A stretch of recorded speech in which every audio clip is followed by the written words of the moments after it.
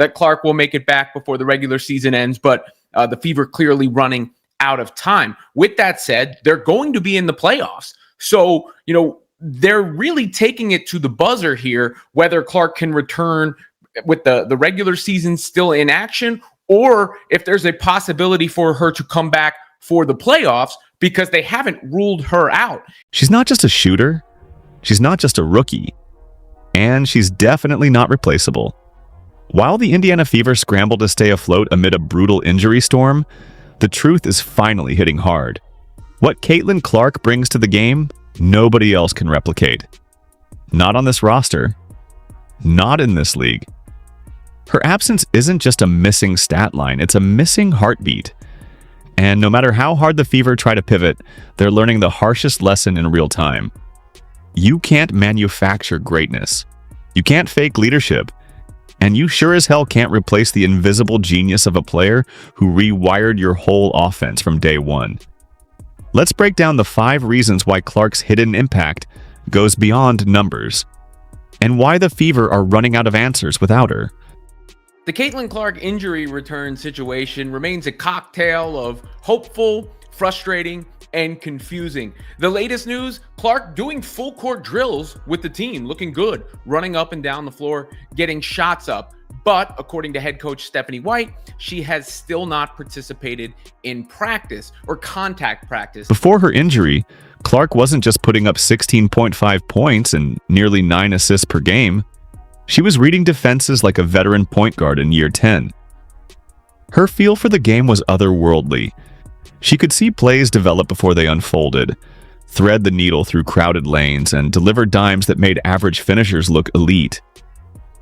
The stat sheet might say 8.8 assists, but it doesn't account for the open shots missed by teammates or the spacing she created without touching the ball. Clark's impact on tempo and flow is nearly untraceable to the casual eye, but for coaches and analysts, it's crystal clear. Without her, the offense doesn't hum. It stutters. It becomes reactive instead of proactive. Her ability to run fast breaks with precision timing, to feed rim runners in stride, to bait defenders in collapse zones.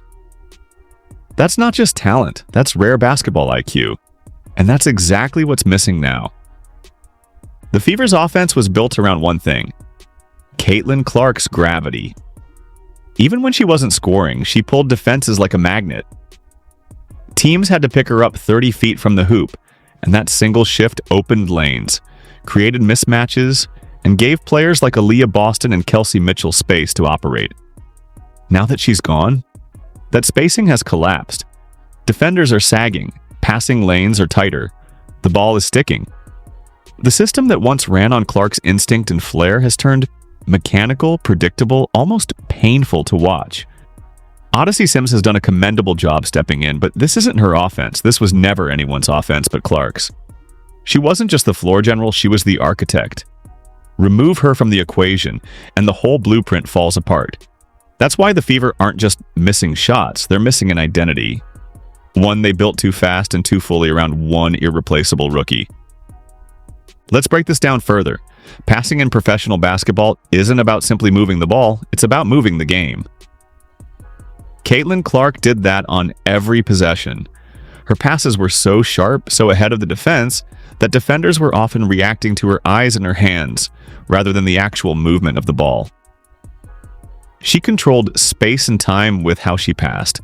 Her angles were unpredictable, her decisions were instantaneous, and most importantly, her passes connected. The ball didn't just land in a teammate's hands, it landed where they needed it, when they needed it, in rhythm. Analyst Adrian Ross said it perfectly. Caitlin's passes are so precise. But here's the problem. Precision isn't something you teach overnight. The drop-off from Clark's passing to the current rotation is glaring. Guards are missing cutters. Lobs are off target. Bounce passes are getting tipped. The Fever aren't just missing opportunities, they're wasting possessions, and the damage compounds. Because when a team doesn't trust the pass, they hesitate. When they hesitate, defenses collapse. When defenses collapse, nothing works. Clark was the engine that made the machine efficient. She disguised intentions, misdirected help defense, and played mental chess at warp speed. No other player on the current roster has that ability, not even close. So what you get without her isn't just a slower game, it's a disconnected game where timing is off, where energy dies, where even good looks turn into bad shots. That's the Clark effect, and you can't replicate it with hustle. It's pure skill, and right now, the Fever don't have it. Here's what fans need to understand. Experience doesn't always equal leadership. Yes, Odyssey Sims is a seasoned vet. Yes, she stepped up. Yes, she's provided structure. But Caitlin Clark? She was never just following. She took command the second she walked into the locker room. That's what made her presence so magnetic. Her confidence, her swagger, her refusal to back down set the tone for an entire team. And that tone is now missing. The Fever don't just look physically outmatched, they look uncertain. That internal confidence Clark radiated has been replaced with visible doubt. No one is filling the emotional void. No one is calling out broken plays with the same authority. No one is resetting the energy after a turnover like Clark did. Sims brings calm, but Clark brought conviction. She didn't just run plays, she commanded belief. That kind of emotional leadership is rare, especially from a rookie. And it's the reason Indiana looked so unified, so locked in, even when they lost games early in the season. Because they had someone saying, "We're going to figure it out." That clarity has vanished. In tight games, they unravel. In bad quarters, they collapse. Clark's voice was the glue, and without it, this team is searching for a soul. That's the unspoken cost of her absence. And it's why no amount of veteran presence can truly replace her. This might be the hardest pill to swallow.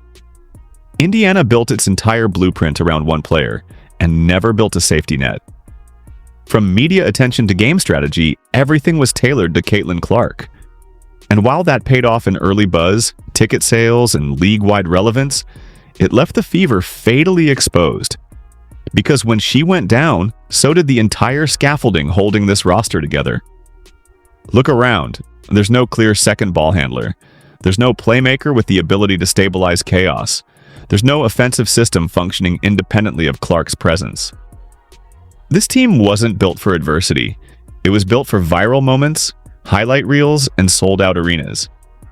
That's great when things are rolling. But when they're not, it's a disaster. And the worst part? Indiana's decision-makers knew this was a fragile setup. They chose to put the ball and the franchise's future in the hands of a rookie. Now they're paying the price. The team is limping into the postseason. The locker room looks exhausted, the offense is dragging, and Clark's injury has exposed every weak seam in the foundation. This isn't just bad luck, it's bad planning. You don't build a team around one engine without having at least a backup generator. And yet, here we are. Clark's out, and the lights are flickering across the board. Indiana should have anticipated this moment. They should have spread the load. Instead, they went all in on one card. And when that card got pulled from the deck, the entire house of strategy started to collapse. It's a lesson in over-reliance, and one they'll be paying for long after the season ends.